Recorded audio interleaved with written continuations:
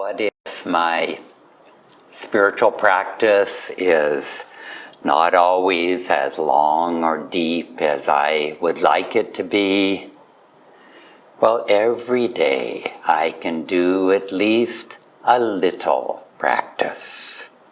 And everyone can do a little practice, enough to save us from those dire fears and colossal sufferings.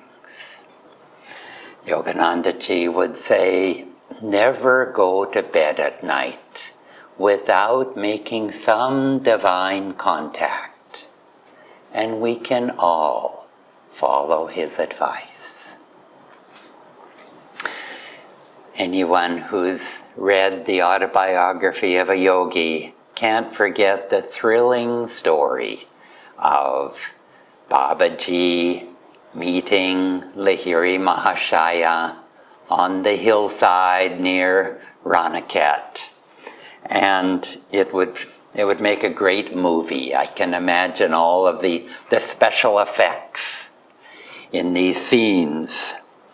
And Lahiri finds himself in the wilderness, and then a stranger who later turns out to be his guru, Mahavatar Babaji, calls his name. And Babaji had been waiting for 30 years on that hillside for Lahiri to appear. Then Babaji manifests a golden astral palace.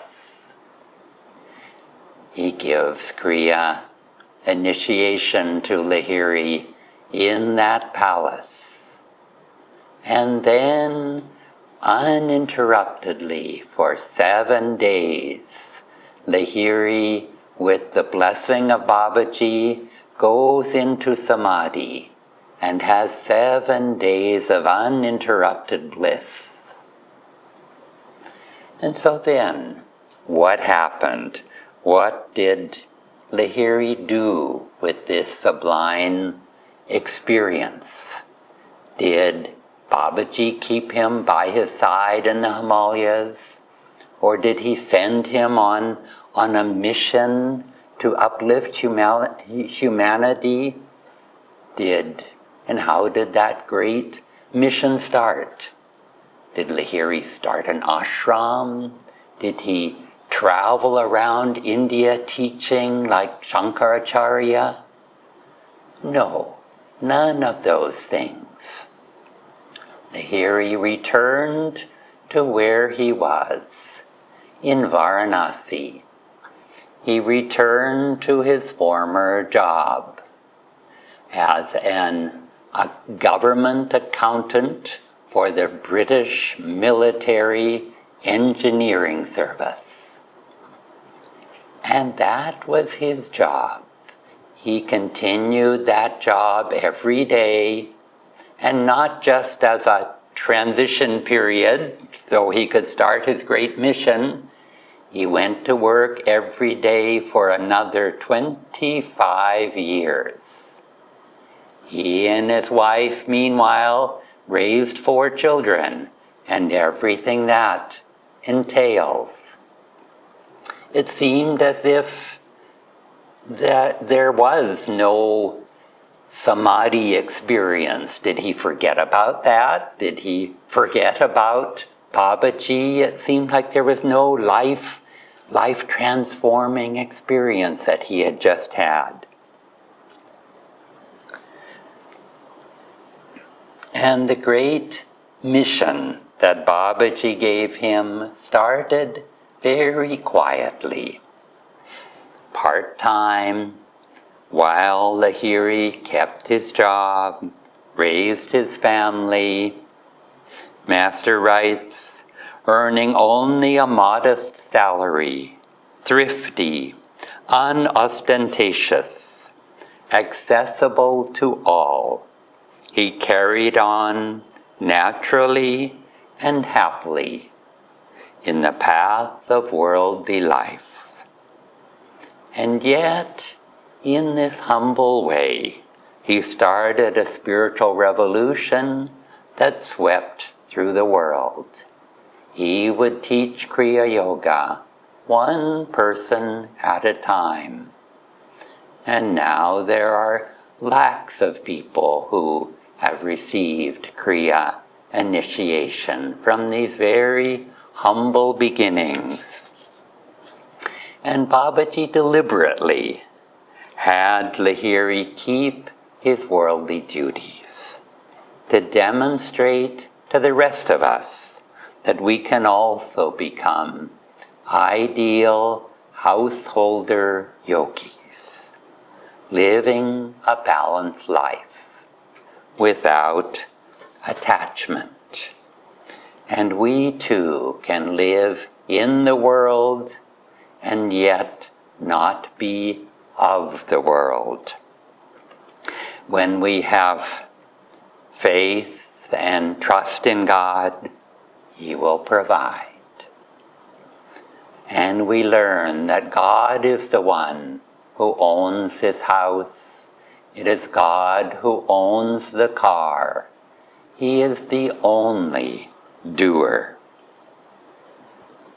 Babaji told Lahiri, liberation is dependent on inner rather than outer renunciations. Even in the world, the yogi who faithfully discharges his responsibilities without personal motive or attachment treads the sure path of enlightenment. It's such a joy to be able to speak about him this morning. Lahiri Mahashaya was born in 1828 in Bengal, and when he was 33 years old, he had this experience of wandering through the hills of Raniket and finding his eternal guru. And Babaji gives him a touch of divine blessings, and suddenly Lahiri remembers who he really is, remembers his real identification, and it changes him forever. And it's amazing reading these stories in the Autobiography of a Yogi. Yogananda also receives a touch from Sri Yukteswar and goes into cosmic consciousness. And I think all of us who read the autobiography and follow our gurus, we all have this dream that this is what life should really be like, that we find our guru, that he touches us, that we go into cosmic consciousness. And, you know, on one hand it may seem, oh, that's maybe a dream, or maybe that's not for me this lifetime. But we think about us also. Lahiri was being called, he didn't know by who, by what, he was being called by his guru. And all of us can look at our lives and say, how did I get here? You know, how did I get here? Did I just stumble upon a spiritual fair? Did I just stumble upon a meditation class? And then perhaps I kept up with my meditation, had some self-discipline, and my goodness, my life is changing. And we think, how did I get here? Because after some period of time, we look back and we see that we've been changed. And how have we been changed? How did that happen? It was the touch of the Guru. And we had the very, very, very good karma to have that divine longing in our heart for that touch. And we asked for it, whether we consciously or not, we asked for that touch. And we have received it, and we have been so blessed. And so then Lahiri, once he wakes up and realizes who he is given the sacred key of awakening that had been kept in secrecy during Kali Yuga. But here it was, the dawn of Dwapara Yuga, and Babaji gives this incredible tool of transformation to Lahiri Mahashaya. And what is Lahiri supposed to do with it? He's supposed to give it to other people. At first, only to those who could renounce the world entirely, but then, through his request, God spoken through him, Babaji gives him the permission to give it to truth seekers, sincere truth seekers. So what a gift that was for us, because in our heart we are sincere truth seekers, and we also have been given this Kriya Yoga, the keys of self-transformation. And what are we going to do with it? Well, just like anything, when we read a good book, we want to share it.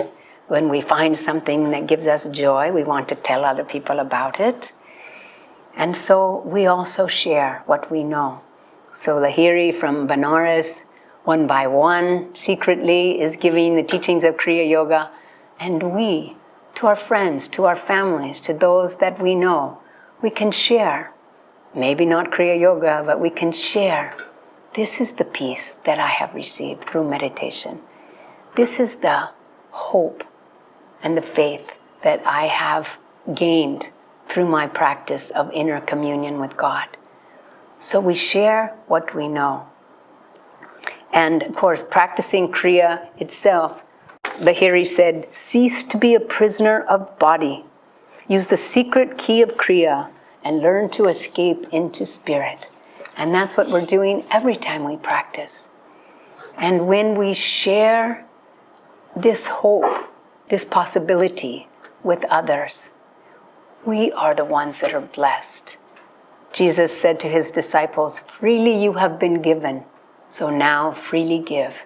And Yogananda said many times, it is the instrument, the channel that is blessed by that which flows through it.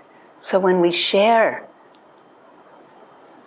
the stories of our gurus, when we share the peace of meditation, we are the ones that are blessed.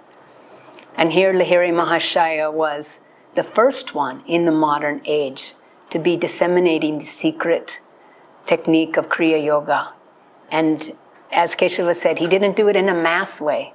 He did it one by one disciple at a time. All genders, all castes, people of all faiths. He gave these secret techniques. And he told them not to tell each other. Even disciples that knew each other didn't know that they also had received Kriya Yoga Diksha from Lahiri Mahashaya. And from his meditation room, from his sitting room in Benares, started to expand throughout the world and through his disciples, this technique of Kriya Yoga. And we think of, look at his disciples. Swami Keshavananda, we read about in the autobiography, Ram Gopal Muzumdar, who was present with Mataji and Babaji at that infamous meeting in Benares. Kebalananda, Yogananda's Sanskrit tutor, Yogananda's parents, and of course, Swami Sri Yukteswar, who trained Yogananda to go to the West. And Lahiri said, no, do not build up an organization around me. He said, about 50 years after my passing, an account of my life will be written because of a deep interest in yoga that will arise in the West. The message of yoga will encircle the globe. It will aid in establishing the brotherhood of man, a unity based on humanity's direct perception of the One Father. And of course, we know that to be true. Yogananda wrote Autobiography of a Yogi, created a revolution of meditation in the West, and Kriya Yoga is becoming more and more well known around the world through Autobiography of a Yogi, through the power and the blessings and the vibration of our line of gurus. So when we think of how we got here and where we are today, we can think of Kriya Yoga not as a technique, but as a way of life. And how is that way of life? Open to receive that touch, open to receive the teachings of the Guru, the vibration of the Guru that we know will transform us. And we have to attune ourselves to that vibration in order to have Kriya transform us. Because Kriya itself, by itself, is nothing. Along with the vibration of the masters, that is how the transformation takes place. And then as we're becoming transformed, as we're going deeper in meditation, we need to listen and be open to the divine will in our lives. What is your will? Now that I'm slowly being transformed from just this bundle of bones to understanding that I am spirit and knowing that I need to share, what is your will for me? Not my will. My goal is to transcend my will, my ego, and to become like you. So I have to listen carefully for your divine will. And then, as a true disciple, have the courage and faith to execute that will. Even if it's just one step at a time, we are moving in the direction of doing divine will in our lives. And let's remember, like Lahiri, a perfect yogi householder, what is the aspiration of our soul? It is liberation. It is moksha. Even if day-to-day worldly life gets sort of puts us into thinking that this lila is the true reality, our soul knows that freedom in God is our true reality. And always we will walk in that direction if we attune ourselves to Lahiri Mahashaya, to Babaji, to Sri Yukteswar, to Yogananda Ji, to Christ, and also, of course, our friend and guide, Swami Kriyananda.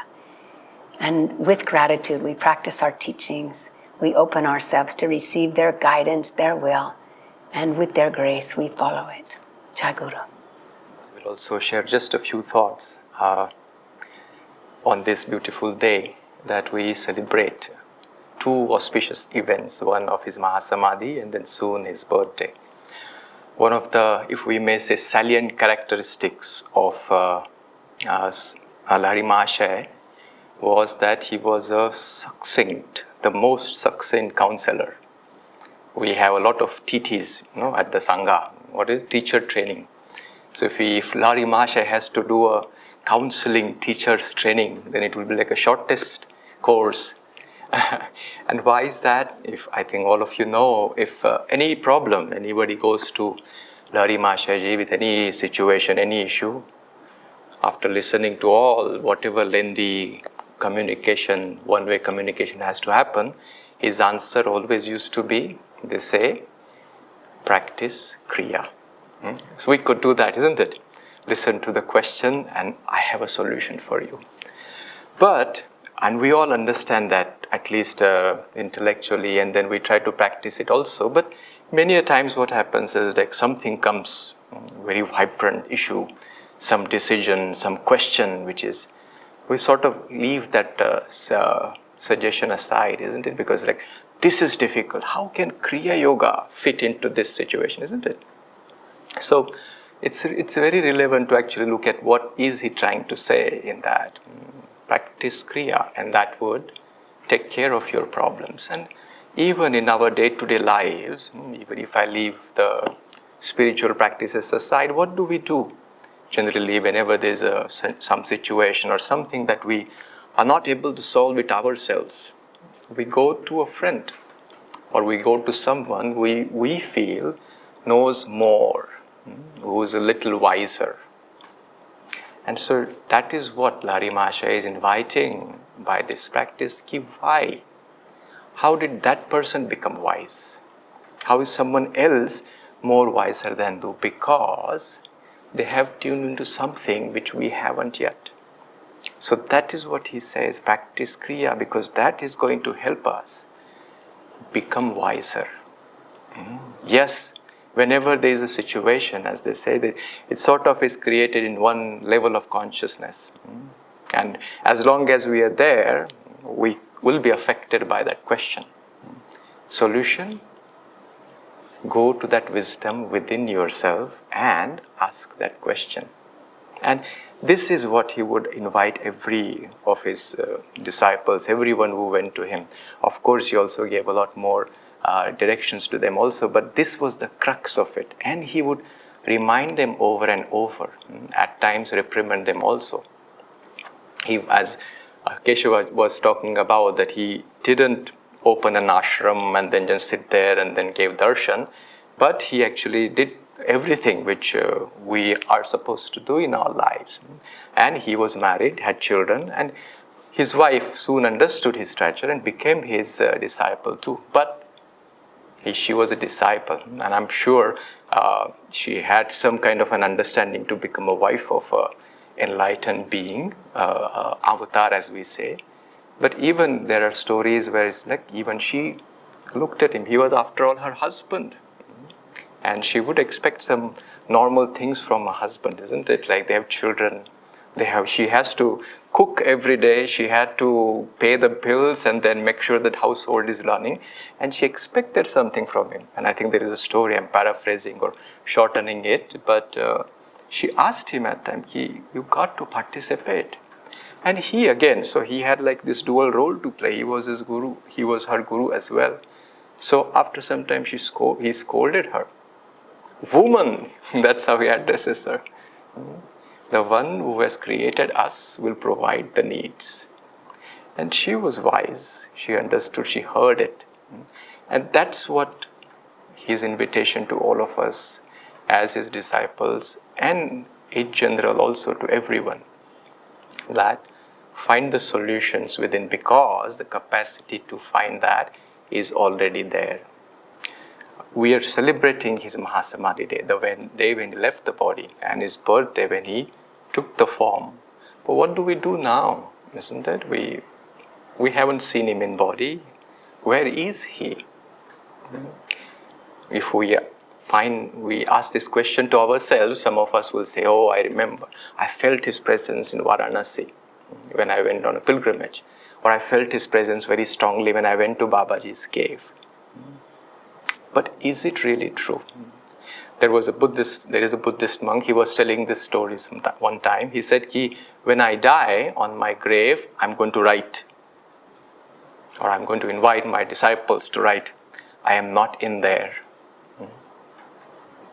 And then he says, then some of you will say, yeah, that's right. We're very big minds. So they say, yes, because he's omnipresent. So you will say he's everywhere. Then he will say, the next line would be, the first line is, I am not in there. The second line is, I am not out there either. So then where am I? So look at again, when we look for Lahiri Mahashaya, we say, yes, but I did feel his presence when I was sitting in the cave. Even more precisely, if we look, where did you actually feel the presence? You may say, maybe that corner of the cave where I was sitting. Even more carefully, if you look, where did you feel it?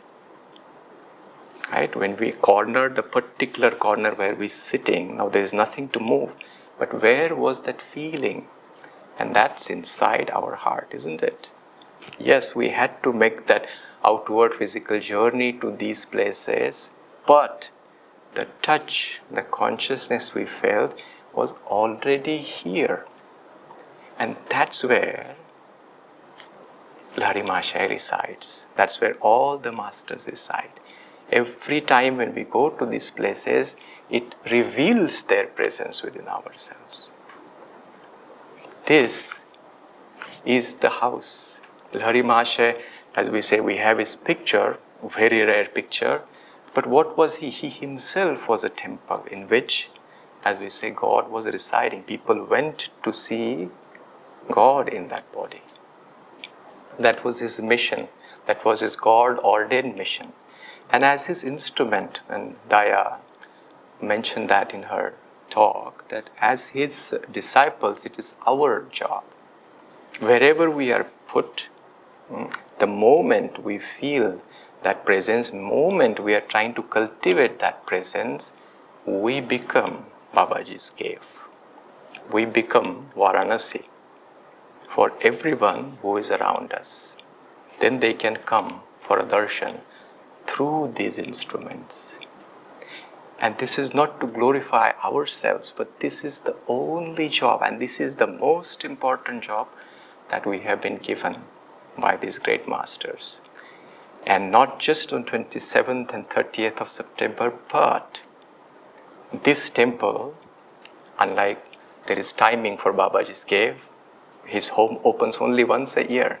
But these temples that we carry with us can be open 24/7. It can be available wherever we have been placed. And the more we act like that, the more we live in that awareness, more we let that flow through us, the solace, the fulfillment that we seek will always be ours. Oh.